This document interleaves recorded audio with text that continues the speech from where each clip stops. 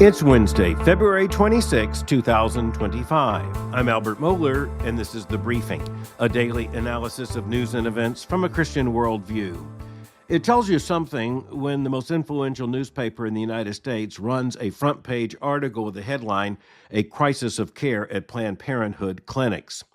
This turns out to be a story that looks big, and indeed is big, because this is an expose of lax medical standards at Planned Parenthood clinics. The very fact that this kind of article, this news report, appears in the mainstream media tells us something. If they're reporting on Planned Parenthood representing an organization in crisis, particularly a crisis in the delivery of medical care, you can count on the fact it's a big story. And even as the New York Times begins this account, it reminds us, quote, Planned Parenthood is synonymous with the fight to preserve abortion rights, but it is also the healthcare provider of last resort to millions of the poorest Americans. Its clinics offer cancer screenings, birth control, annual gynecological exams, and prenatal care regardless of whether patients can pay, end quote. Well, we need to unpack that just a moment. Indeed, Planned Parenthood is a vast organization of clinics, and it is true, and let's just state this even as the truth would require it. Yes, Planned Parenthood is about more than abortion, but the whole point of this story is that when the money gets spent, the National Planned Parenthood Federation spends the money in the legal and political defense of abortion, not on health care.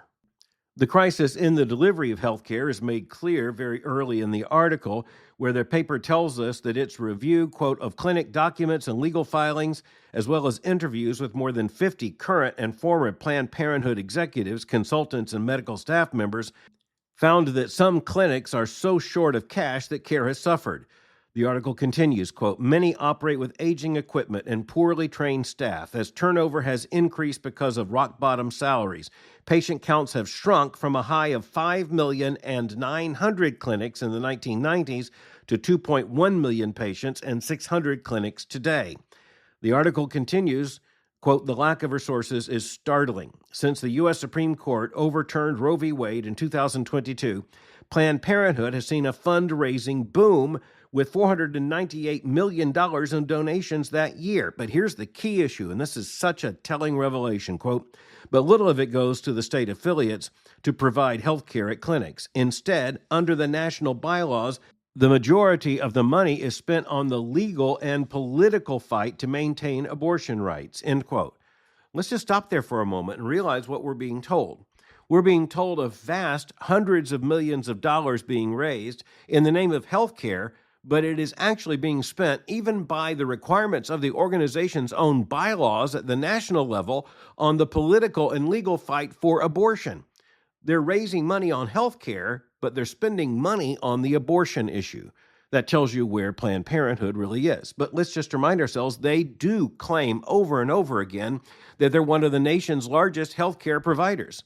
This expose in the New York Times, let's just remind ourselves, not a conservative media outlet. This expose in the New York Times tells us of a widespread scandal of inadequate medical care, horrifying things, sewage leaking into recovery rooms, botched medical procedures, including, and this is just a horrifying combination of words, botched abortions. The financial problem is not even across the country. We are told, quote, there are 49 state affiliates of Planned Parenthood, and each is its own fief, with separate management structures and budgets and different local political climates. Local fundraising is robust in places like New York City and Los Angeles. Clinics in Nebraska and Kansas have had a harder time raising money locally as anti-abortion sentiment in those areas has grown, end quote. Now, remember, the paper told us that it had conducted 50 interviews with persons connected directly with Planned Parenthood's so-called health care, and we are told that many of these offered reports about substandard care, horrifying conditions in the clinics, and botched procedures such as botched IUD insertions, etc. Quote, yet clinic employees said repeatedly in interviews that patients routinely encountered long waits, undertrained staff members, and trouble even booking an appointment.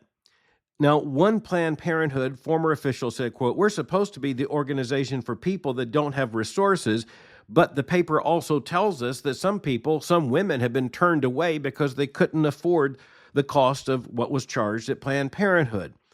Furthermore, quote, employees said there's been a constant pressure to more than double the number of patients seen from the present 2.1 million to help bring in more revenue, end quote.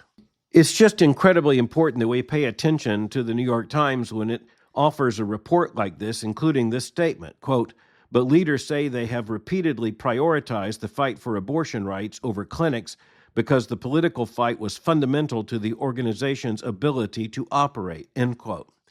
Now remember, that statement is not an accusation some conservative Christian pro-life activist made about a Planned Parenthood clinic or about the network of clinics. That's a statement from within the organization itself. It's also, in much of this article, the reporting that is offered by reporters as they summarize the situation as they have found it. A situation that rises to the level of scandal, indeed of crisis. But here's how the massive investigative report concludes, quote, dozens of current and former employees also said that their complaints were met with reminders that they were in a mission moment, meaning a time of crisis for reproductive rights so urgent that it overshadowed their concerns. Some have worried that criticizing practices in the clinics could empower the anti-abortion movement at a time when the organization faces more challenges than ever before. So many remain quiet. Quote, we're afraid of damaging the mission, end quote, said one of the persons involved in Planned Parenthood leadership. Let's just look at those words again. These are words offered in this investigative report. Dozens of current and former employees said their complaints were met with reminders they were in a mission moment. What does that mean, a mission moment? Meaning, said the paper, quote, a time of crisis for reproductive rights so urgent that it overshadowed their concerns. So the political fight for abortion rights, which after all is what we associate mainly with Planned Parenthood, is exactly where their priorities are, even when it minimizes and subverts the medical care that is offered at clinics. But you'll notice that when Planned Parenthood presents itself to the public again and again, they keep declaring themselves to be a healthcare provider, one of the nation's largest healthcare providers. They want to act like abortion's just incidental, but here is the lie revealed. The lie is just made very clear in all of its falsity here. The truth comes out in this article that the agenda of the National Planned Parenthood Federation is abortion first, abortion second, abortion third. Everything else takes a back seat. I also want to look at this previous sentence, quote, but leaders say they have repeatedly prioritized the fight for abortion rights over clinics because the political fight was so fundamental to the organization's ability to operate, end quote. Here's an interesting question. When supposedly did that begin? When did the crisis, the political crisis on abortion, become so consuming that it became the all-dominating purpose for Planned Parenthood? Here's where I have to argue that with the advent of Roe v. Wade in 1973, this has pretty much been the reality ever since. This is not a recent development. This is a continuation of Planned Parenthood. They have long wanted to claim that they are a health care organization, but they are actually an organized arm, the primary organized arm in the United States of the culture of death. And even as this article in the New York Times, a front page story, massive investigative report makes clear, the health of women in their clinics in areas related to health care, even abortion care, it comes secondary to pushing the ideological, political, and legal fight for abortion. It just lays bare what this organization is all about. Now, we actually knew this for some time, but we didn't have the documentation provided in this article. This is the kind of article that should reverberate through state medical authorities. It should reverberate through the halls of legislatures. I don't know that it will, but it should. And I also have to hope that the Trump administration will take note of this investigative report and act accordingly. This investigative report makes very clear that what we are dealing with here is nothing less, nothing other than the culture of death. Let's call it what it is. Well, okay, next let's go to the nation's capital, where it appears a collision is in the making. Colbert King for the Washington Post tells us that there is a collision course now represented by WorldPride and the Trump administration and the Trump administration's influence in the District of Columbia. What's going on here? Well, first of all, what is WorldPride? We are told that it is a worldwide celebration, you got this, of LGBTQ pride. It is going to bring many people to the nation's capital. Washington, D.C. competed to host WorldPride 2025. It won the assignment. It is to mark the 50th anniversary of Pride celebrations. It's going to take place in Washington, D.C., and yet there is someone else in Washington, D.C., and that is President Donald Trump, and that has created an apparent cultural collision in the making. Just keep in mind the flurry of executive orders handed down by President Trump on, in particular, the transgender issue, and you understand that it's going to be rather awkward for an awful lot of LGBTQ activists from around the world to gather in Washington, D.C. to celebrate progress when, at least by their definition, that is not what they are currently witnessing. Another little scandal here, by the way, and this is just inserted in the article as if this makes sense. Quote, D.C. Mayor Muriel E. Bowser and the D.C. Council have provided $5.25 million to support Worldwide 2025. Then we're told this, quote, the point of the whole undertaking, as the city's website puts it, is to stage, quote, an event that celebrates diversity, equality, and love on a global scale, end quote. Well, there you have it. DEL, in this case, diversity, equality, and love, and not on a local basis, not just in the District of Columbia, but on a global scale.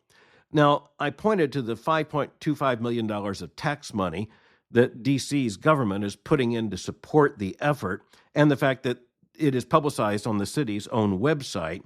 But that's not the reason the article is appearing. The article is appearing now because of the collision between the reality of the Trump administration and WorldPride as it's going to take place in Washington, D.C., May 17 to June 8, we are told. The Washington Post then tells us, quote, the bidding to bring WorldPride to D.C. and the planning for the many Pride events now on tap occurred without the reality of Donald Trump as President of the United States. Elections have consequences, writes the paper, quote, and the presence of Trump and his anti-DEI policies is being felt in ways the WorldPride organizers might never have imagined, end quote. Major corporate sponsors of the event have pulled out, including Booz Allen Hamilton. That company, by the way, has vast government contracts, and evidently it prizes those vast government contracts now in the age of the second Trump administration more than it prized its corporate sponsorship of WorldPride. The Washington Post then reports, quote, other sponsors might be wavering too, end quote. Well, it's not just the sponsors that are pulling out. It is also some LGBTQ plus advocacy organizations. One in Canada known as Egale Canada. It has, quote, announced it will not be attending any events in the United States, including WorldPride 2025, because of actions taken by Trump that roll back programs and policies in support of transgender people, end quote. So notice carefully that this organization, activist organization in Canada, didn't merely say it's not going to come to Washington, D.C., it is going to stand by its principles, which means not setting a foot in the United States of America.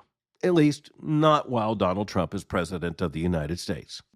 But let's just understand that it's really hard to be proud of Pride 2025 when a lot of people are, well, too proud to be there for the Pride Festival when Donald Trump is president of the United States.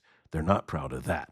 So this is the way this kind of activism works. You hold these big international meetings. This one's supposed to be an anniversary, after all. You're supposed to get together for further activism to encourage one another and push your ideological agenda, but it is really hard to push with much enthusiasm if the meeting's going to be held in Washington, D.C. under current circumstances. That tells you how a lot of this activism is affected deeply by the response of the Trump administration and its executive orders in recent days and weeks. But, you know, in a Christian worldview perspective, it does help us to pause for a moment and think, you know, you are looking at two absolutely irreconcilable worldviews here. One is proud of Pride 2025, and the other is not. The collision of worldviews is, of course, far deeper than anything that could be described as Pride 2025, even deeper than the LGBTQ revolution. It's at the level of whether or not there is an objective sexual morality and two objective genders. And at least on much of this, the Trump administration has stated the obvious, but the obvious is absolutely toxic to WorldPride 2025. It is important for Christians to be able to go backwards a bit on some of these issues and understand that nothing here is happening by accident. As you look at this, you recognize that Washington, D.C. is not accidentally the host for WorldPride 2025. It was involved in bidding for it. It wanted it. It put more than $5 million of money behind it. But it turns out it's not going to be quite the celebration the city had planned. But as we're also thinking further about how the culture operates, we understand the importance of the mainstream media, the mass media in the United States. And in particular, we need to look at some of the vast shifts now taking place in the name of news, under the category of news coverage. And we just remind ourselves very quickly that going back only a few decades, there were very few outlets in terms of the mainstream media. That's how the mainstream media became mainstream and also exclusive. You had the three major television networks, ABC, CBS, NBC. You had the big name masthead daily newspapers, and of course you still had some major news coverage which came by radio, but that was about it. All that began to break up with the development of digital culture and the internet, and we're now talking about only a few decades, but now we are reaching something of a warp speed and transformation of news coverage, and that's reflected in the fact that as the New York Times, Wall Street Journal, the Los Angeles Times, and others are reporting, we are looking right now at a cascade of changes in terms of, let's say, even the personnel, the personalities on these major news programs. And in particular, looking at MSNBC and at CNN and some of the other legacy media. For instance, the Wall Street Journal read a headline, quote, NBC's Holt, that is Lester Holt, to depart as anchor of nightly news after serving in that role for a decade. Now, all the right stuff is said by NBC and by Lester Holt. It's very friendly. Lester Holt's going to continue to host Dateline, but it is also clear that NBC is hemorrhaging money. And one of the things that's in the background of so many of these changes is that the big news channels and networks are doing their best to cut budgets as fast as possible. And some of these folks, and you can see Chris Wallace at CNN among them, basically got out because they weren't willing to work for less money. It's rather a blow to have your salary cut, but it's the industry that is failing here. But there are certain sectors of the industry failing more obviously than others. I mentioned the fact that in the lead up to the 2024 national election last November, CNN didn't have a single program in the top tier of viewership. And that appears rather stunning. CNN was trying to position itself, and has for years, somewhere between conservative Fox News and liberal MSNBC. But here's another lesson for us. It turns out that people really aren't looking for that kind of product. Furthermore, I also have to insert here that CNN was far more liberal than it admitted itself to be during that period. Viewers know this. But even as you're looking at Fox News, MSNBC, CNN, you're looking at major internet realities and entities. You're looking at major headlines now about the people who supposedly give us the headlines. Yesterday's edition of the Los Angeles Times tells us, quote, Joy Reid is out at MSNBC amid a schedule shakeup. And Joy Reid was a major host of a program. She was quite identified on the left. MSNBC puts itself on the left, but MSNBC is, after all, a business. And as a business, it has to have income, and it's making decisions accordingly. The LA Times tells us, quote, big changes are afoot at MSNBC. The Progressive News Network canceled several shows and will expand anchor shifts as it prepares for life after its coming split from NBC News. The Comcast Corporation-owned channel on Monday confirmed the departure of host Joy Reid, who'll be replaced by a trio. And it goes on telling us, quote, the changes are set to occur in late April. They arrive ahead of the plan to spin MSNBC off into a new company with other Comcast cable networks, including CNBC, Golf Channel, and USA Network, end quote. In other words, it's a mess. Other headlines that came out just yesterday tell us that Rachel Maddow, the very leftist host of an NBC program, is going to be going back to once a week, but she's decrying the firing of Joy Reid. And then the headline came out just after that one telling us that Rachel Maddow's staff has been largely fired. It's hard to keep up with the headlines, hour by hour these days. At least one apparent winner right now, or at least on the upswing at MSNBC, is Jen Psaki, who was press secretary to former President Joe Biden. She had been a personality on MSNBC for some time. Now she is being given the 9 o'clock slot, which is it is a very important slot for MSNBC. It's going to be interesting to see if she can hold it. But, of course, when you're looking at people on the left, they read everything through a DEI lens, and without going into detail, let's just say that MSNBC has not been acting like they care much about DEI.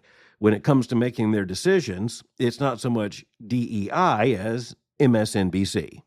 By the way, speaking of the political and ideological slant, Benjamin Mullen's report in the New York Times about the departure of Joy Reid, not by her choice, it cites Reid as saying, quote, "We supported and defended real history, the 1619 Project, diversity, equity, and inclusion, and access to books for our children and students. And we did it all," she said, "with a smile and a sense of humor," end quote.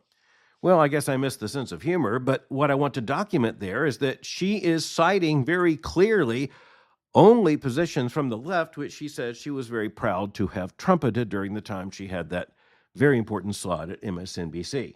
But there are two additional big stories when it comes to news, and one of them is that AP's representative inside the White House press corps has been denied access, and it comes down to something a lot of Americans don't understand. The Associated Press Style Guide has long been used by many other journalistic and academic authorities in order to establish right usage and right spelling. Okay, so why did the Trump administration kick out the Associated Press? It's not because they don't like the letters A and P. It is because the Associated Press has refused to change the name of the Gulf of Mexico to the Gulf of America. The White House has noticed. But that leads to something else, and that is the fact that access in terms of the top tier in the White House press corps and in the facilities of the White House at press briefings and all the rest, that has largely been controlled by a group known as the White House Correspondents Association. It has for decades controlled that access. It's determined who will be right there before the president and who will not. The Associated Press predictably went to court, and a U.S. federal district court refused to take action directly against the Trump administration on this, but the Trump-appointed judge did ask the White House to reconsider its policy so that it would not be accused of viewpoint discrimination. But then the White House came out with a further announcement, basically saying the White House Correspondents Association is out as the organization deciding who gets in the inner ring anyway. Thanks for all your service. You're not needed anymore. Instead, the White House said that its own press team would make these assignments. Now, here's what's really interesting. It's not just the mainstream media adjusting the chairs. You have the White House now saying, when you talk about influential media these days, you're not just talking about news networks, certainly not even just the cable news networks. You're not just talking about the legacy newspapers. You're talking about digital media. You're talking about podcasters. You're talking about a variety of new media, and they're going to be represented at the table too. So, this may be litigated in a litigious society. It's hard to imagine how some folks are not going to take this to the courts one way or the other, but it is important to recognize the White House does have the authority to establish the rules whereby the White House press will make the president and White House officials available to the press and how it will release information. So it's going to be a very interesting new day. And speaking of new days, one final issue here, and that is this. You talk about the legacy media. One of the issues is the disruption of the entire media ecology, so much so that, for instance, the Los Angeles Times just on Monday of this week reports that there has been a mass shift in terms of news consumption, not only away from radio, newspapers, the legacy television networks, not only from even the main identifiable sites in terms of the digital streaming media. It turns out that now YouTube is one of the largest providers of news in the United States. Quote, the platform, which is just 20 years old, has for some time been the most watched streamer on U.S. TV screens, according to Nielsen. Quote, YouTube, which the vast majority of people watch for free, accounted for 10.8% of television viewing in January, again beating Netflix, Disney Streaming Suite, and Amazon's Prime Video in terms of engagement, end quote. But here's something that surprised me. Quote, in a recent blog post, YouTube chief executive Neil Mohan said that TV screens are now the primary way people watch the service, surpassing mobile devices, end quote. Honestly, I would have thought that more YouTube streaming would take place on mobile devices, including smartphones, than on televisions. So that's to say, YouTube has now become dominant in this sense, at least the biggest player on the landscape, when it comes to what people watch on their televisions as well as their phones.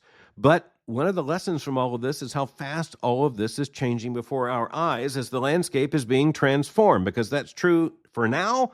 By the end of the week, who knows? At that point, YouTube may be used to broadcast what's coming after YouTube.